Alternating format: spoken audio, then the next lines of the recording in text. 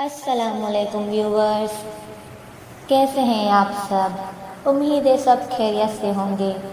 تو آج ہم آپ کے لیے لائے ہیں ایک نئی کہانی جو کہ ہمارے ویورز میں سے کسی ایک کی ہے، جنہوں نے ہم سے شیئر کی ہے اور ہم آپ تک پہنچا رہے ہیں، جس کا نام ہے چینجلنگ۔ کہیں آپ کے ارد گرد بھی کوئی چینجلنگ موجود تو نہیں ہے؟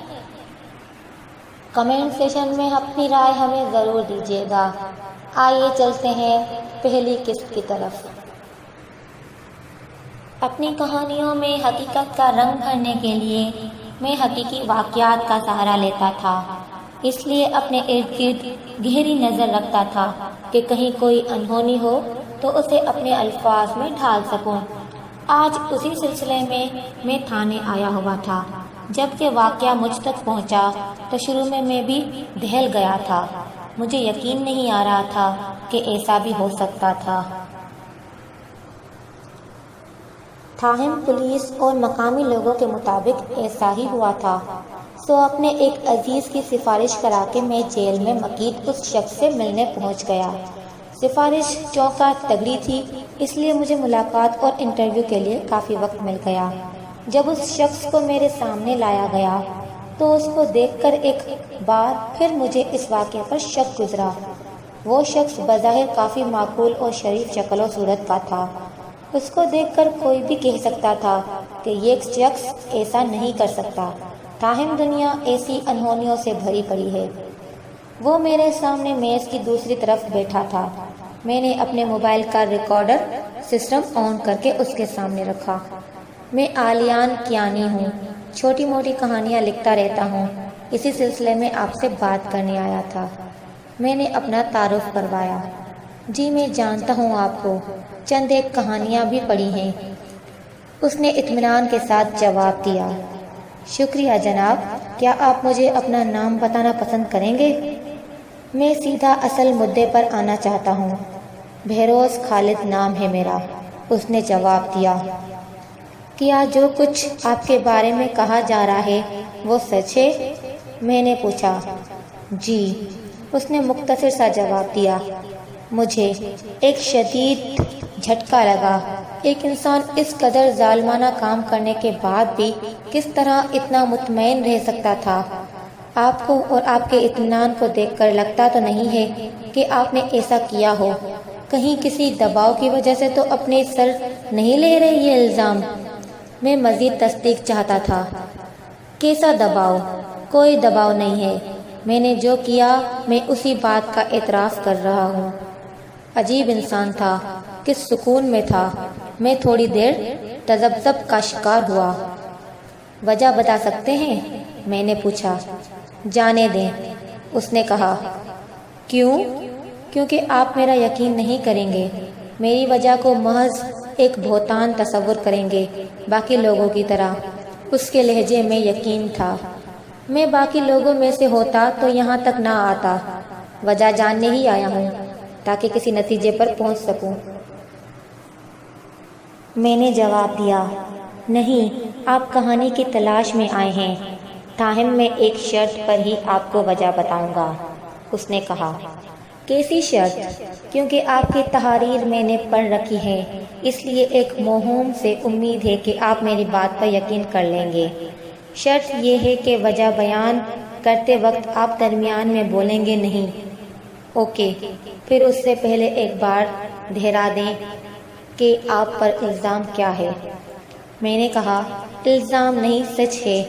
میں نے واقعی اپنے 8 سالہ بیٹے کا قتل کیا ہے، اس کی لاش کے ٹکڑے کر کے انہیں آگ لگائی ہے۔ ایک بار پھر اطمینان، یعنی اس شخص نے اپنے سگے بیٹے کا نہ صرف قتل کیا بلکہ لاش کے ٹکڑے کر کے جلا بھی دیا۔ اس کے باوجود وہ مطمئن تھا۔ ایک رائٹر کی نگاہ سے میرے لیے یہ ایک بہترین کہانی ثابت ہو سکتی تھی۔ کیوں کیا ایسا؟ اب میں وجہ کی جانب آیا۔ وہ شخص تھوڑی دیر خاموش رہا، پھر ایک لمبی آہ بھر کے شروع ہوا۔ آج سے لگ بھگ 8 سال پہلے میرا گھرانہ خوشیوں میں نہا گیا جب میرا بیٹا مہروز پیدا ہوا۔ وہ ہماری شادی کی 5 سال بعد پیدا ہوا تھا، اس لیے پورا خاندان خوشی سے سرشار تھا۔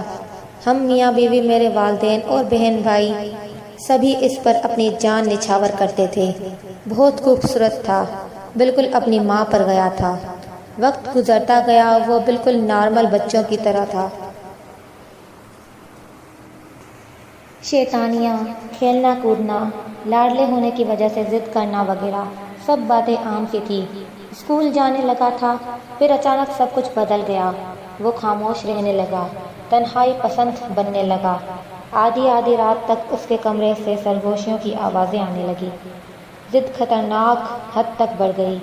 شروع میں تو ہم نے سمجھا کہ بچہ ہے، کسی وجہ دباؤ کا شکار ہوگا، لیکن پھر ایک رات عجیب واقعہ پیش آیا۔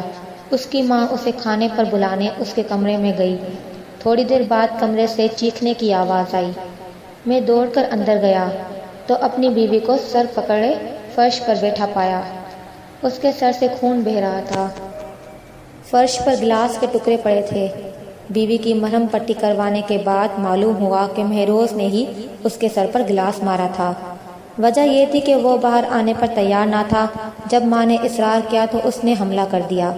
میں غصے میں تلملاتا ہوا اس کے کمرے میں پہنچا تو وہ بستر پر اوندھا پڑا سو رہا تھا۔ فرش پر خون سے لکھا ہوا تھا، "گو اوے"۔ میں ایک لمحے کو ڈر گیا۔